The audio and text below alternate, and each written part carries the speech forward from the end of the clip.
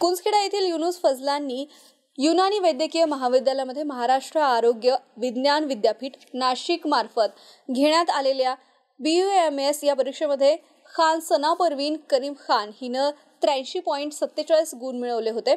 सलग चौथ्या अंतिम वर्षातही प्रथम क्रमांक हिने पटकावला आहे। यापूर्वी देखील तिने प्रथम, द्वितीय आणि तृतीय या वर्षामध्ये प्रथम क्रमांक मिळवला आहे।